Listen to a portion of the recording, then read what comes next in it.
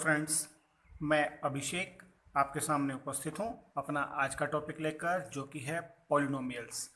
आज हम पॉलिनोमियल्स का बेसिक कंसेप्ट समझेंगे और एक्सरसाइज 2.1 कंप्लीट करेंगे। उसमें बेसिकली हम रूट के अराउंड मूव करेंगे, मीनिंग ऑफ रूट समझने की कोशिश करेंगे क्या होता है, और एक्सरसाइज 2.1 करेंगे। पॉलिनोमियल, सबसे पहले तो हमें यही समझना होगा कि पॉलिनोमियल होता क्या है। पॉलिनोमियल की स्टार्टिंग होती है दो चीज़ों से। पहली चीज़ हमारे पास होती है वेरिएबल, और सेकंड हमारे पास होती है कांस्टेंट। हमें इनको समझना होगा। वेरिएबल, वेरिएबल को आप रिवर्स में पढ़िए, able to very. Able to very मतलब जो अपना मान बदल सके, अपनी वैल्यू चेंज कर सके। फॉर एग्जाम्पल एक्स है, वाई है, जेड है, काफ़ी सारे एग्जाम्पल हो सकते हैं, मैंने दो लिख दिए। कांस्टेंट, कांस्टेंट जिसकी फिक्स वैल्यू होती है, जैसे 5 हुआ, 6 हुआ, 7 हुआ, कुछ भी हो सकता है, जिसकी वैल्यू फिक्स है वो कांस्टेंट कहलाता है। अब वेरिएबल और कांस्टेंट के कॉम्बिनेशन से हमारे पास बनता है सबसे पहले एक्सप्रेशन।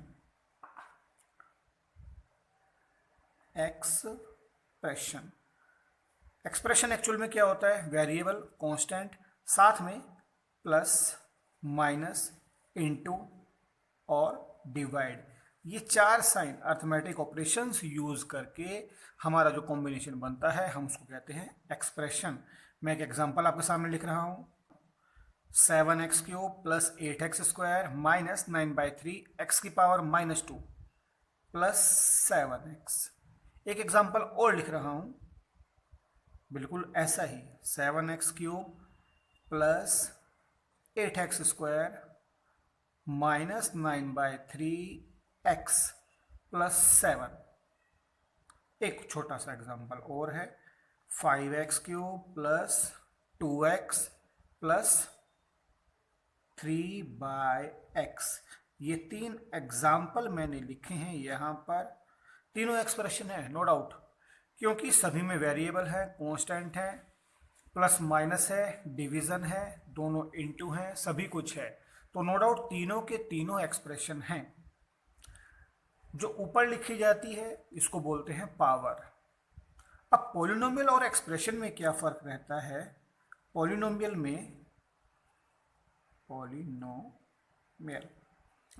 में ऐसा एक्सप्रेशन जिसमें पावर नेगेटिव ना आए। पॉलिनोमियल सिर्फ ये डिमांड करता है कि जो पावर है that should be a whole number. अगर वो पावर होल नंबर है then that expression is called as polynomial, और हम उसको डिनोट करते हैं px के साथ में। px इज इक्वल टू, मान लीजिए मैं डिग्री 2 के लिए लिख रहा हूँ, डिग्री 2 मतलब पावर हाईएस्ट 2 आती हो, तो ax² plus bx plus c।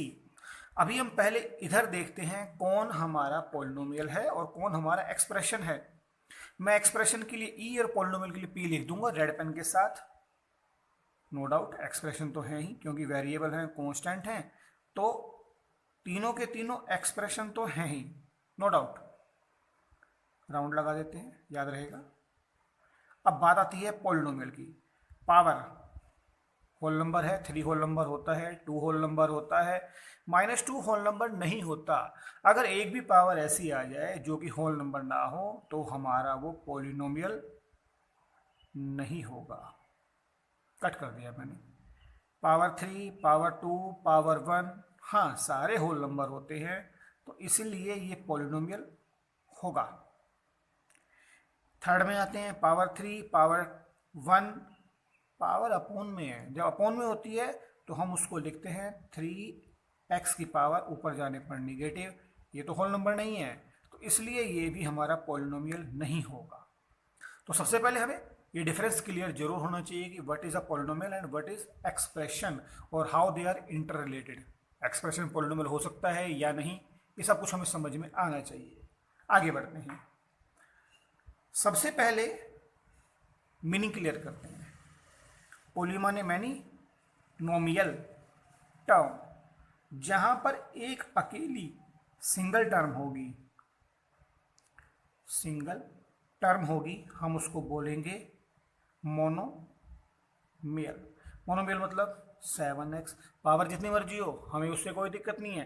Term मतलब प्लस या माइनस नहीं आना चाहिए।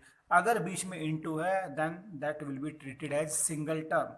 मान लीजिए मैं लिखता हूँ 8x³ बाई 3 कर दूं, तब भी इंटू है, डिवीजन है, लेकिन प्लस माइनस नहीं है, तो 8/3 x³, ये भी मेरी मोनोमियल होगी।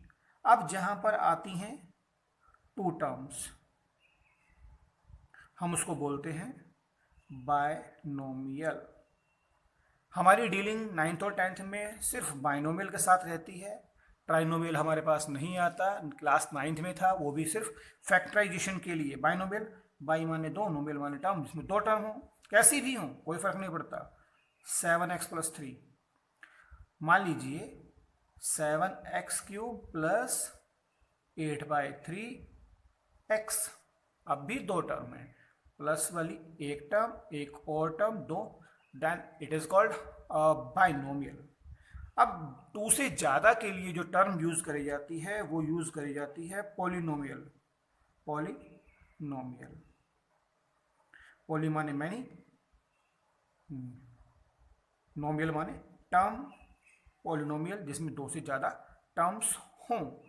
हम जनरल नोटेशन क्या लिखते हैं, a0 प्लस a1, कोफिशिएंट को नंबर दे रखा है x⁻1, कोफिशिएंट को number a2, similarly x⁻2। Demand क्या होगी, जितनी भी ये पावर हैं ये सभी पावर्स होल नंबर होनी चाहिए। अब अगली बात आती है जीरो की। Zero of a polynomial.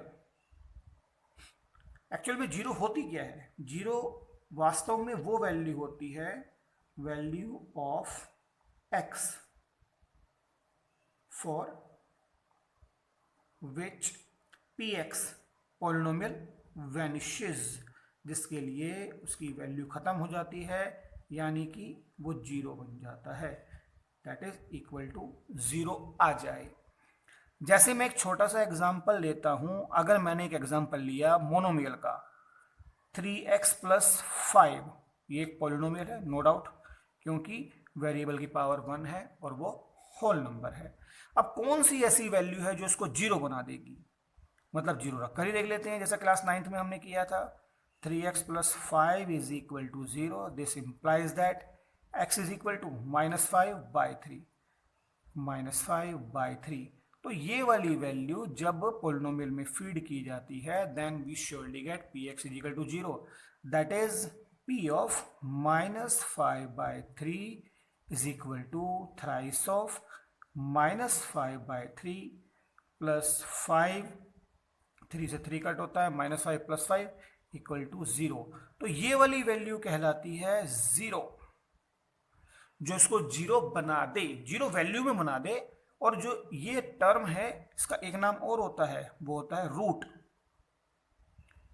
Root ऐसा ही हमारे पास डिग्री 2 में भी होता है, x² -7x + 12।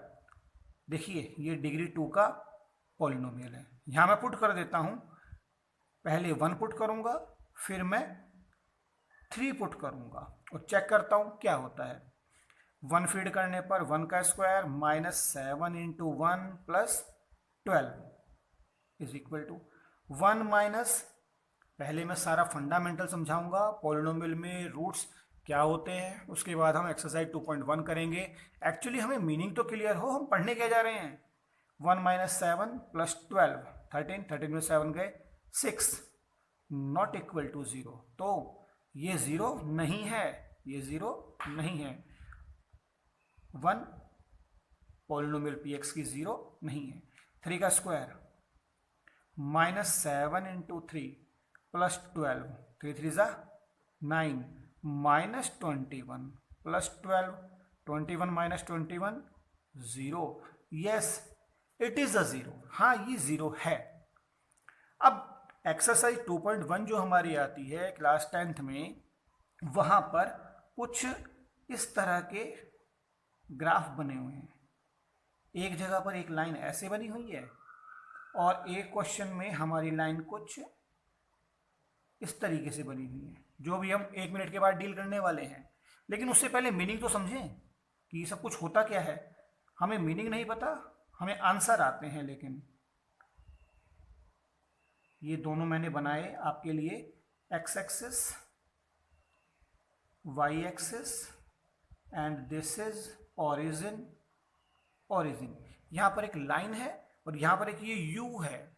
You class 11th में हम इसको पैराबोला बोलेंगे, ये डिग्री 2 का होता है। अब जब हमने क्लास 9th में एक लीनियर इक्वेशन को ड्रॉ करना शुरू किया, लीनियर इक्वेशंस इन 2 वेरिएबल्स पढ़ा, तो एक्चुअल में हमारे पास वो पॉलिनोमियल जो था 3x + 5, हमने उसको फीड किया y के इक्वल 3x + 5।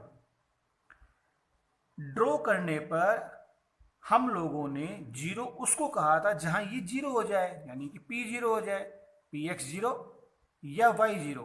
देखिए डिमांडेड है px जीरो होना चाहिए और हमने उसको y रखा, y जीरो होना चाहिए। और y जीरो कहां पर होता है? पूरे x एक्सिस पर। देखिए इस पॉइंट पर y कितना है? 0। इस पॉइंट पर y कितना है? 0। तो इसका मतलब ये हुआ कि जो जीरो है, zero, it is that value of x at which, यही पूरे के पूरे चैप्टर का, पूरे के पूरे लेक्चर का निचोड़ ही यही है। पहले मीनिंग क्लियर हो, उसके बाद यही सब कुछ मेन है। It is that value of x eight which curve, curve graph line हो या ऐसा बना हो, एट विच कर्व कट्स एक्स एक्सिस। अब ये एक पॉइंट पे काटे तो दिख रहा है, एक पॉइंट पर, वाई पर नहीं, यहां पर वाई जीरो नहीं है, केवल यहां पर जीरो है। तो अगर इस तरह की शक्ल हमें मिल जाती है, then we will say that it has only 1 0। अगर हमको इस तरह की शक्ल कभी मिल जाती है, then we will say that it has 2 zeros। आगे प्रोसीड करते हैं, फिर देखते हैं क्या होगा। अभी हमने सीखा थोड़ी देर पहले कि अगर कोई भी ग्राफ, कोई भी कर्व, कोई भी लाइन एक्स एक्सिस को कट करती है और वो जितने पॉइंट्स पर कट करेगी उतनी उसकी जीरोज होंगी, क्योंकि उन सभी पॉइंट्स पर, फर्स्ट क्वेश्चन में, क्योंकि उन सभी पॉइंट्स पर एक्चुअली हमको चाहिए था px = 0, जो कि हमने रखा y के इक्वल। और y जीरो कहाँ पर होता है? x एक्सिस पर। That's why number of those points at which a curve, a graph cuts x axis will be number of zeros. तो यहाँ पर नंबर ऑफ जीरोज कितनी होंगी? एक पॉइंट पे कट कर रहा है, दैट विल बी 1। ये वाली लाइन थर्ड एक्स एक्सिस को कट कर रही है केवल एक पॉइंट पर, हमने कभी भी वाई एक्सिस को नहीं लेना है। इसकी भी नंबर ऑफ जीरोज होंगी 1। एक्स एक्सिस को ये वाला कर्व कट कर रहा है 2 पॉइंट्स पर, तो यहां पर नंबर ऑफ जीरोज होंगी 2। अब एक समझने वाली बात क्या है, अगर हमारे पास कभी भी कोई पॉलिनोमियल होता है ax² + bx + c, तो ax² + bx + c, तो हमारे पास एट मोस्ट ज़्यादा से ज़्यादा नंबर ऑफ जीरोज उतनी होंगी जितनी हाईएस्ट पावर है। तो इसके लिए ज़्यादा से ज़्यादा नंबर ऑफ जीरोज हो सकती हैं 2, और मिनिमम एक भी नहीं। अब एक भी नहीं कब होंगी? मान लीजिए कोई लाइन होती, जैसा कि हमने पढ़ा हुआ है, एक लाइन हमने 9th में पढ़ी थी। ये लाइन क्या हो सकती है? मान लीजिए पॉइंट 1 2 3 4 5 6 7। आई मे से दैट इट इज़ y = 7। तो ये एक्स एक्सिस को कहाँ पर कट कर रही है? कहीं पर भी नहीं। तो क्या कभी y = 7, यानी कि y - 7 = 0, क्या इसकी वैल्यू कभी वैनिश हो पाएगी? नहीं, कभी भी नहीं। x की नहीं, x है ही नहीं ना, इसलिए नहीं होगी, कभी भी नहीं होगी। अभी मैं आपको एक एग्जांपल और देने वाला हूँ तो ऐसे में जो नंबर ऑफ जीरोज होंगी वो एक भी नहीं होंगी। No solution, no root, zero नहीं है। यहाँ 2, यहाँ 1, यहाँ 1। वापस आते हैं इधर, ये लाइन नहीं है। इस क्वेश्चन पर बहुत बड़ा डाउट है, इस क्वेश्चन को जरूर ध्यान से देखा जाए। अगर कोई लाइन है then it will be linear और पॉसिबल रूट्स इसके केवल 1। लेकिन जो ऐसे यू की तरह घुमावदार आ जाए उसकी डिग्री 1 से ज़्यादा होगी श्योरली। तो इस क्वेश्चन में अगर ये ऐसा बन गया तो उसका एक रूट तो हो ही नहीं सकता। तो हैं कितने? एक्चुअल में इसके नंबर ऑफ जीरोज हैं 2।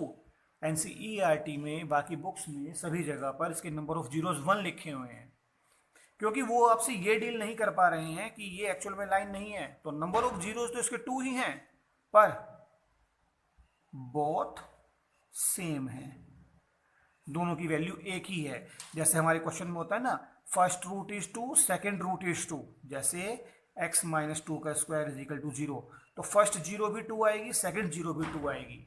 तो वो कोइंसिडेंट रूट्स होते हैं, दोनों के दोनों अलाइक होते हैं, वैल्यू सेम होती है, लेकिन है 2 श्योर, रूट 1 नहीं है।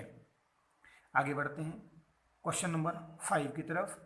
एक्स एक्सिस को कट करता है 1 point, 2 point, 3 point, 4 point, 5 point. तो यहाँ पर होंगी 5 जीरोज। यहाँ पर कट एक्स एक्सिस को कितने पॉइंट्स पर? 1, 2, 3। तो यहाँ पर होंगी 3 जीरोज। मैं समझता हूँ आप लोगों को मेरा कंसेप्ट क्लियर होगा। ये डाउटफुल क्वेश्चन भी जरूर क्लियर होगा। कमेंट बॉक्स में कमेंट करके जरूर बताएं ताकि मुझे पता चल सके कि मेरे क्वेश्चन कराने के बाद कितना क्लियर हुआ। Thank you.